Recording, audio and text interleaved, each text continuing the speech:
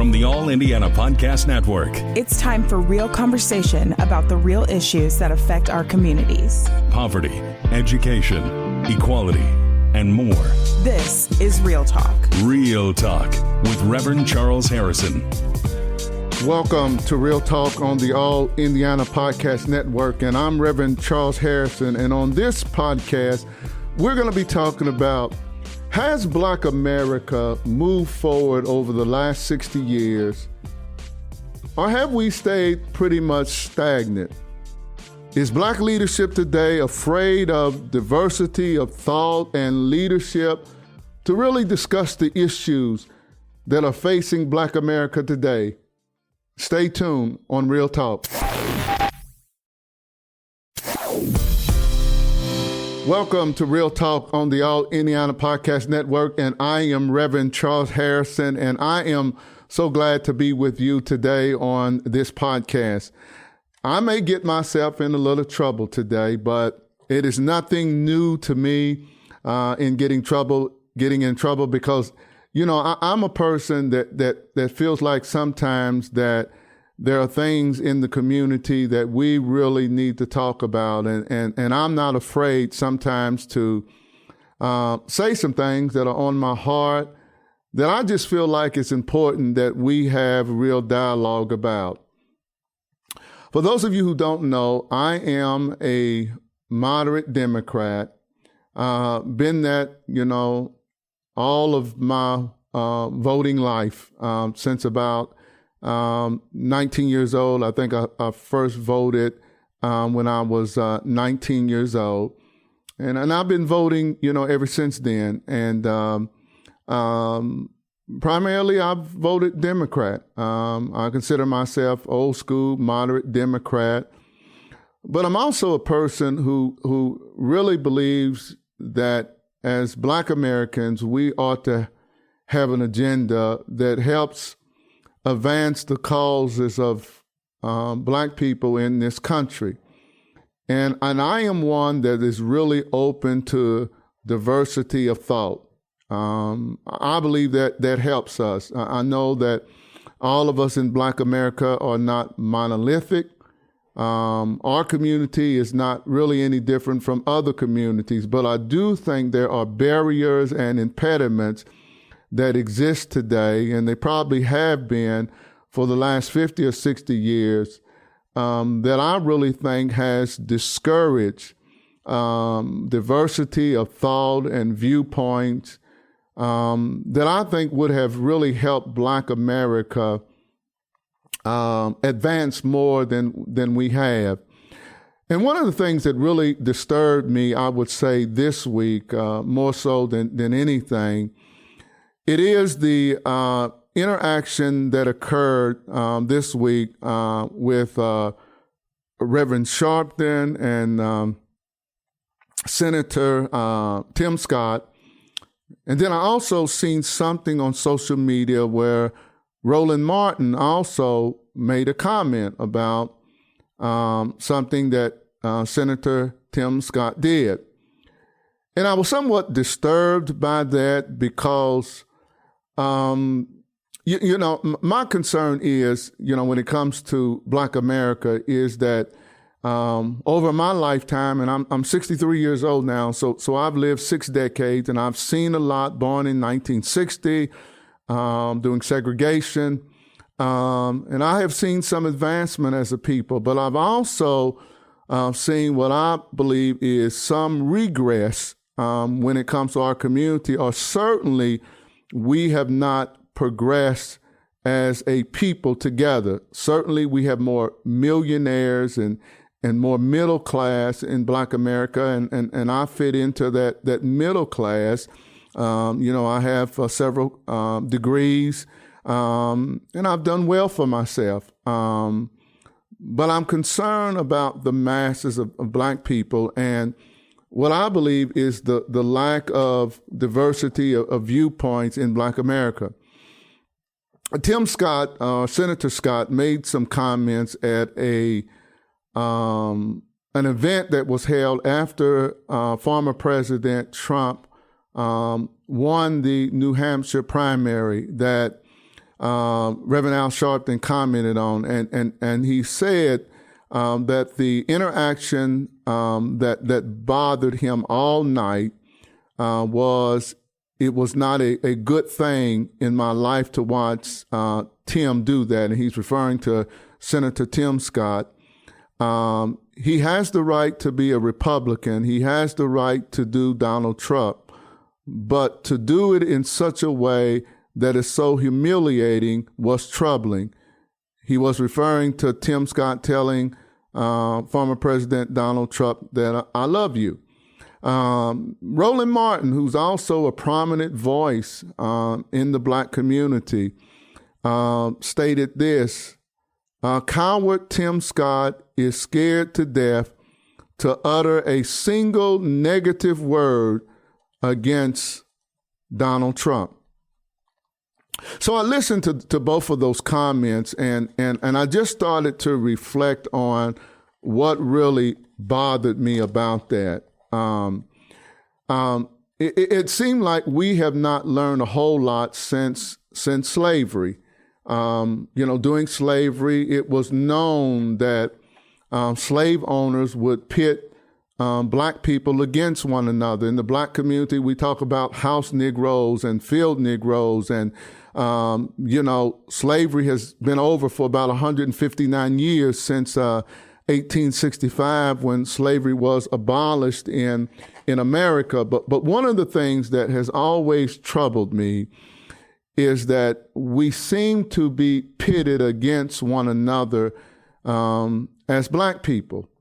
And I'm concerned because I'm not for sure that we have made the kind of advances that we should have made, in my viewpoint, since 1964, when the Civil Rights Act was passed, which was, really 59 years ago.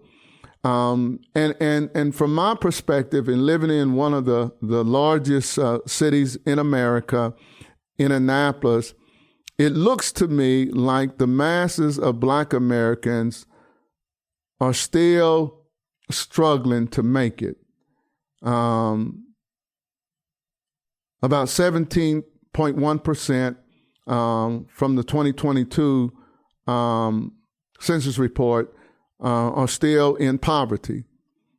There are a lot of issues that are facing Black America that I think is leading to a lot of the issues that we're facing. And it really bothered me to see a prominent Black preacher, one of the few Black senators in this country, though he is a Republican, Tim Scott, and one of the leading Black voices in this country, in Roland Martin,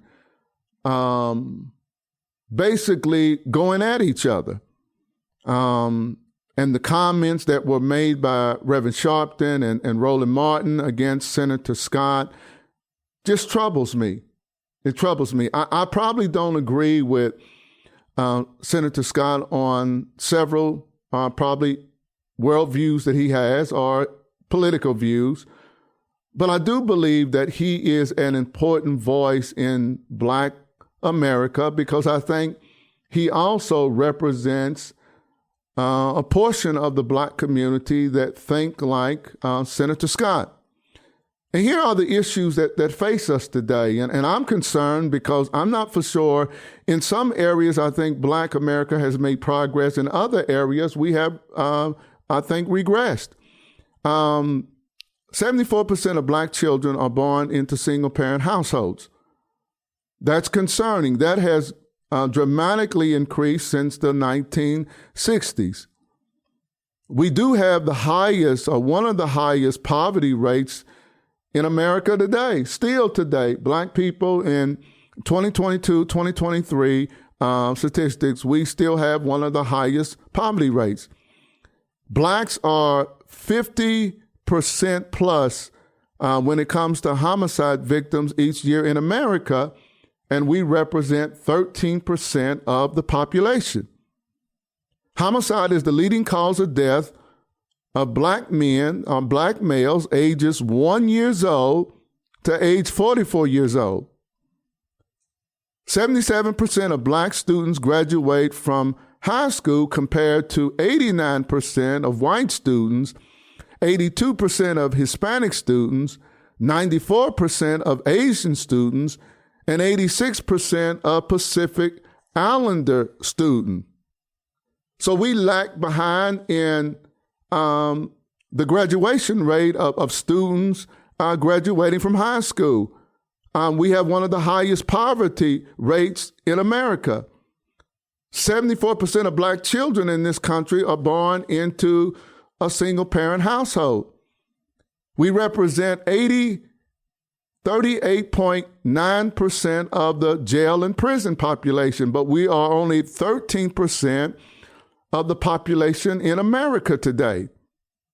The household income for black families from 2022 is $52,860, compared to Asians whose average household income is $108,000, to whites $81,000, and to Hispanics $62,000. We lag behind when it comes to household incomes. And my concern is within the black community is that we really cannot have diversity of thought and viewpoints when it comes to our plight and where we are as a people. And I know we're in this struggle, and I know that, black leaders have their perspective, just like leaders like myself on the local level have my perspective when it comes to these issues. I just don't think that it is helpful for black leaders to be going after other black leaders because they have a difference of a viewpoint when it comes to these issues, or particularly or what political camp they may be a part of, for us to go at each other like that. And there's no real conversation and dialogue about what's going on. And the question becomes, can you be black and not a Democrat? And that really seems to be the real issue that is before us, is that can you be black and not an issue? Will you be attacked by black Democrats if you have a different perspective on black issues that do not line up with liberal or progressive talking points? Well, I probably could answer that and say, yes, you're going to. That, in my opinion, too much of what the black agenda seems to be is tied up in politics today. And I'm not for sure there is an agenda that is outside of politics. We have decided really for the last 50 or 60 years as black Americans to put our eggs in one political party. And I'm guilty of that too, because I have been a Democrat since I was at voting age of 19 years old. And we have put all of our eggs in that one basket. But sometimes I feel like black America is like the children of Israel.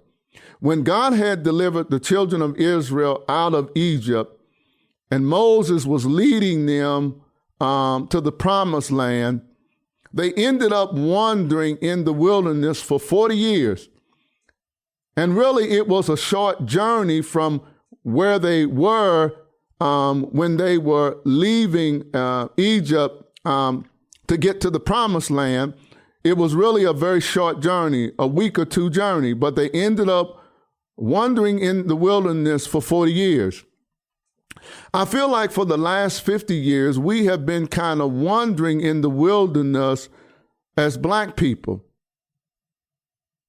And somebody may ask, well, why are we wandering in the wilderness? Because I do think, and I think this is true, there seems not to be one black community anymore. We seem to be divided into many different communities. And certainly when you live in an urban city, you see in the urban core, particularly areas of concern, high crime and violence, poor education among many of our black children, high levels of poverty and blight that exist in many black neighborhoods, the lack of economic development, the absence of father figures in the lives of many of our children, and mothers are having to take on the role of being fathers and mothers and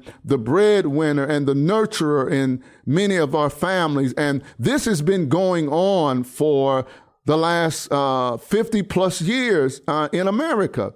In many of our neighborhoods, there is so much crime and violence there that many of our children are suffering from trauma. Families are suffering from trauma. And it is not even safe to be out at nighttime in some of these areas because of drug trafficking and gangs and cliques that in many cases are terrorizing our neighborhoods. And let me not forget, repeat violent offenders. So there are a lot of issues that we need to address, I believe, as Black America, but we have put all of our eggs in one basket, and that is the basket that we are all Democrats. And when you have people like Tim Scott who have different viewpoints, then we tend to label them. He's not one of us. He's an Uncle Tom. He doesn't understand the plight of black people, as if the only true blacks in this country are blacks who are Democrats. And even though I'm a Democrat, I have a lot of my friends who are Republican. They have a different perspective on many of these critical issues that we face in the black community.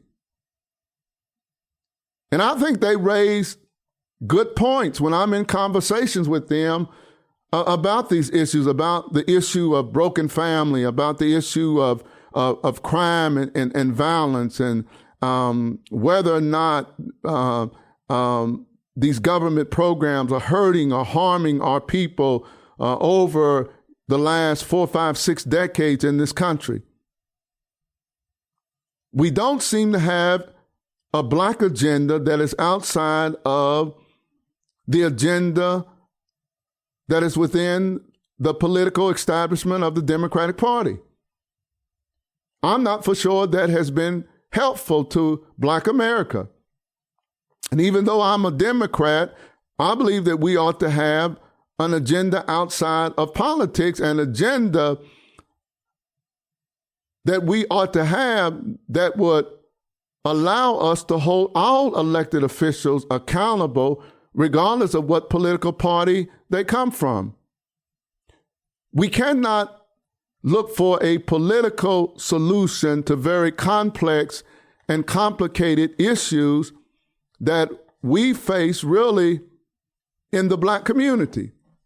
These are very complicated issues that we are facing today in Black America. And how do we address these issues? Because they are complicated. And I believe that they require dialogue within the community. There is no one leader or group of leaders that have all of the answers and all of the solutions to what we are facing as Black America.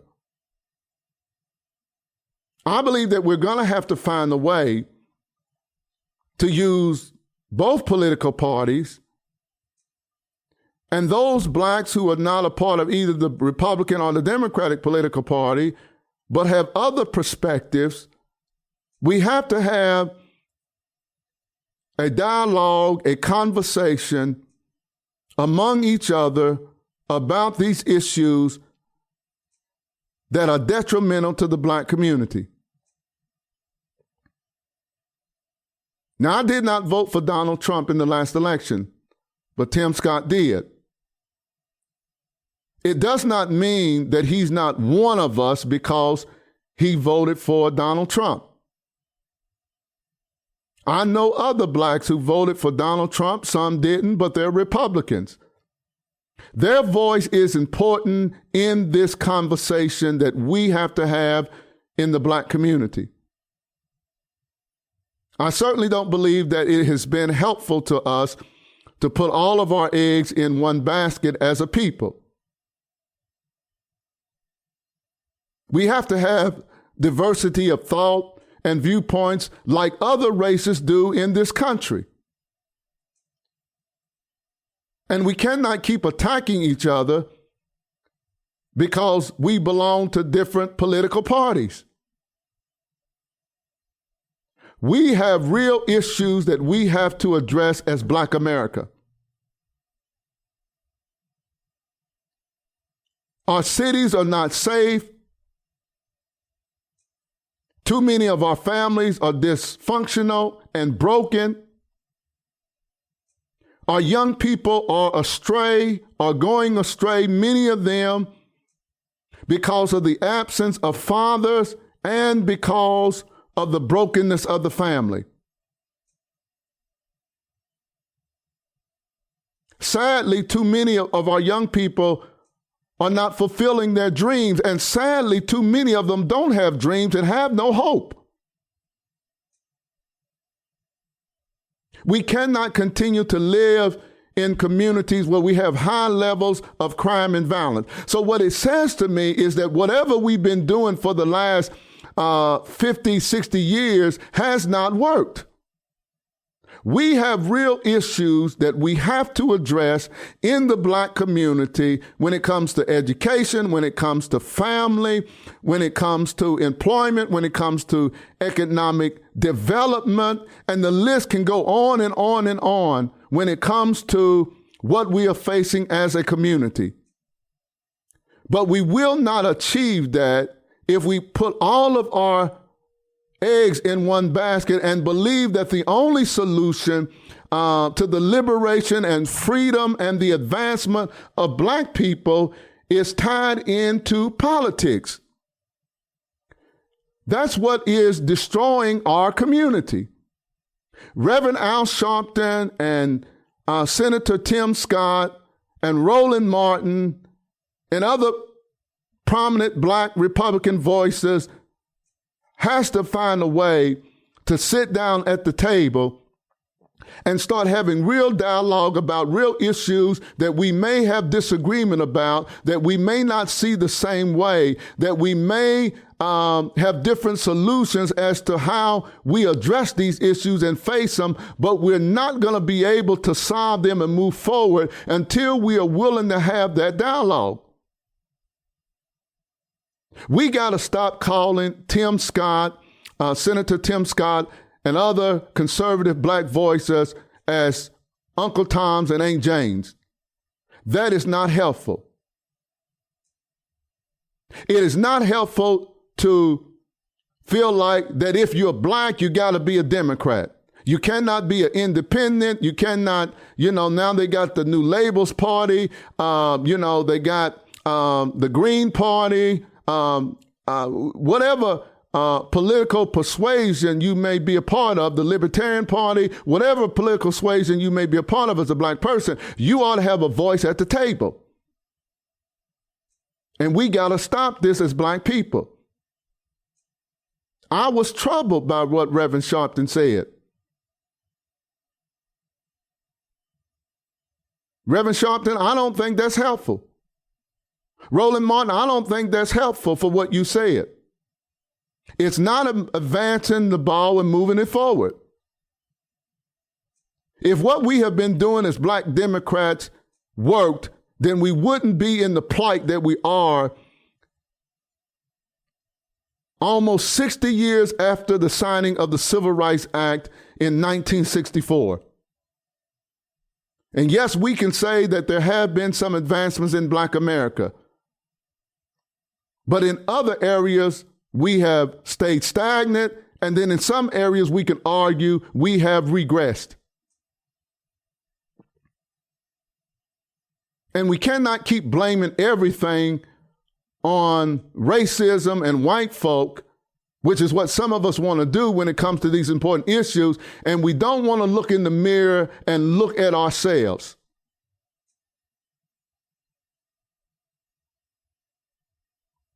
These are real issues that we have to address as a people, but we cannot do them as long as we divide ourselves. This is what happened during slavery. The house Negroes were divided against the field Negroes. That's how they kept us divided. We cannot continue to be divided over politics and ideology as black people. We're not going to advance as a people until we start having real dialogue and real conversation and real debate within our community among the different groups that represent Black America. We're not a monolithic community. We all don't see the world the same way. We all don't have the same politics. But it does not mean that we cannot work together and in the midst of this find common ground. I'm against the name calling. And I think that if you had a problem, Reverend Sharpton, with Senator Tim Scott or Roland Martin, it would have been better to pick up the phone and contact him and have that conversation privately rather than to say those things on national TV. Because all it does is pits us against one another and keeps our community divided. And there is no real progress toward addressing the ills that affect us as Black America. Some of us have to stand up and say, no, this is not right. Dr. King and Malcolm X and others had different viewpoints about how we move forward as a people.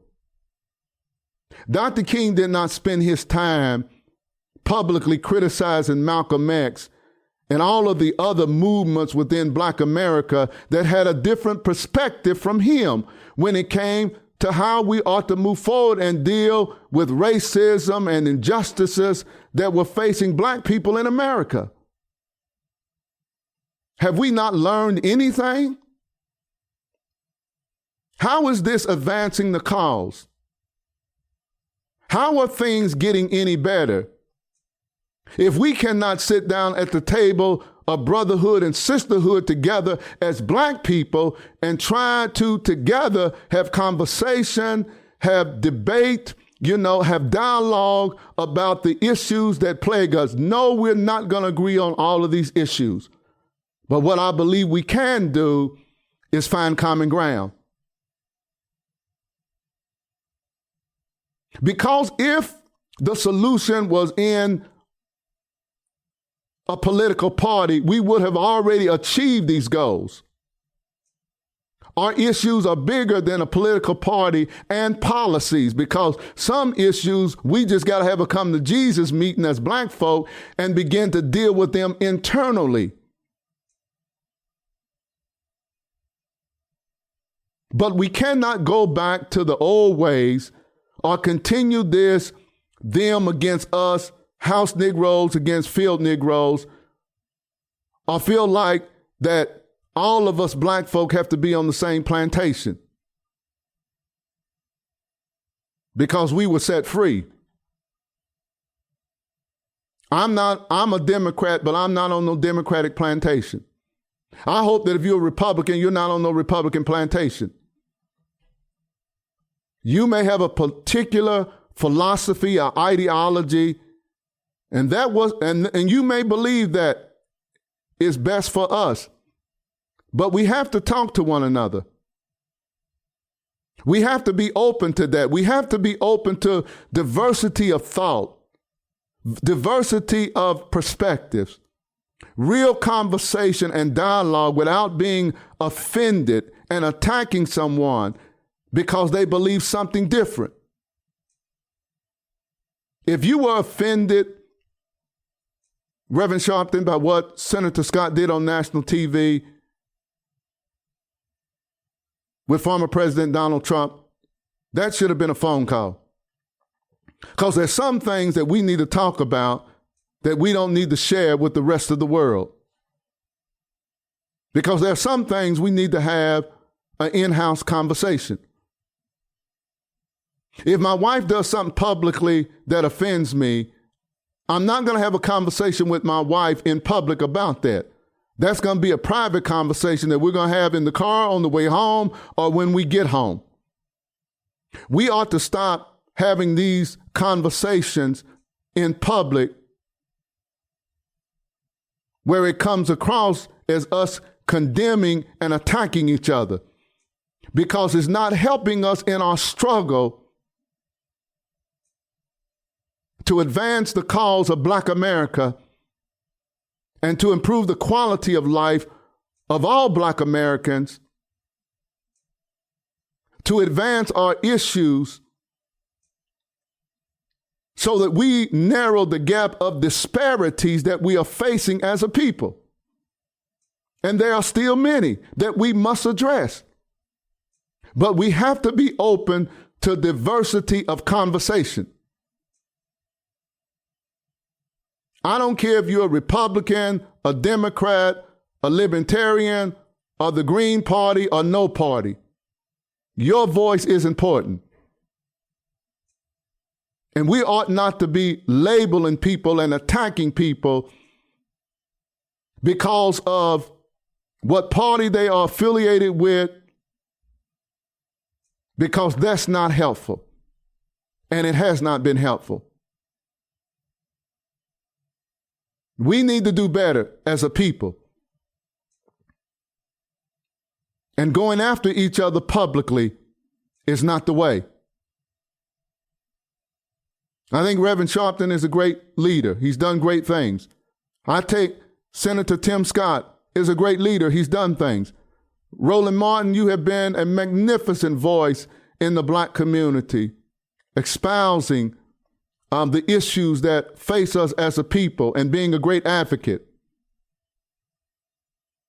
Why can't we sit down at the table of sisterhood and brotherhood as Black people and begin to talk about these issues where there may be disagreement among us, where we have different perspectives among us, where we believe that the solution is different from what you think or what you're hearing someone else say? Why can't we talk about it without attacking each other? Why can't we talk about it without labeling each other? Because what is clear is that as long as we stay divided, Black America is not going to heal and move forward in a positive way as a people. So I admonish you, all Black leaders, whether you be Democrat, Republican, Libertarian, Green Party, no party, that we have to find a way to stop all of this sniping and attacking one another publicly, which only creates division and animosity among us. We must find a better way. And until we sit down at the table of brotherhood and sisterhood, the plight of Black America is not going to get any better. And we're going to continue the struggle to get out of the wilderness and to get to the land that God promised us. Because until all of us get there, none of us can be satisfied. And there are too many who have been left behind. There are too many have been broken. There are too many in our community that are hurting. There are too many in our community that are struggling. And what we have been doing obviously has not lifted the tide for all. So let's come together and dialogue with each other and debate with each other and find common ground. This has been Reverend Harrison on Real Talk. And I hope that you have enjoyed this conversation that I've been having with you and me today particularly those in the black community, because we have to stop this infighting if we're going to move forward. So for those of you who listen to me today, I hope I brought a different perspective on this issue. I'm one that tries to find common ground among different viewpoints and opinions within the black community. I believe we have to do it together. And I believe that there are critical issues that we are dealing with as a people that it's going to take all of us to solve. So thank you so much for listening to me today as I talk about real issues that affect our community here in Annapolis and in communities across this country. Be sure to follow and subscribe to this podcast and share it on Facebook and Twitter, and let other people know that there are other voices out there, and particularly in the black community, that are going to be fair, that are going to be open, that are not going to be biased, that's going to sit down and listen and try to find common ground that makes this country a better place for all of us. So my prayer is that you have a blessed and awesome day. This is Reverend Harrison on Real Talk. This is Real Talk with Reverend Charles Harrison. Be sure to like and subscribe to this podcast. And be sure to check out other great podcasts on the All Indiana Podcast Network. Online now at allindianapodcast.com.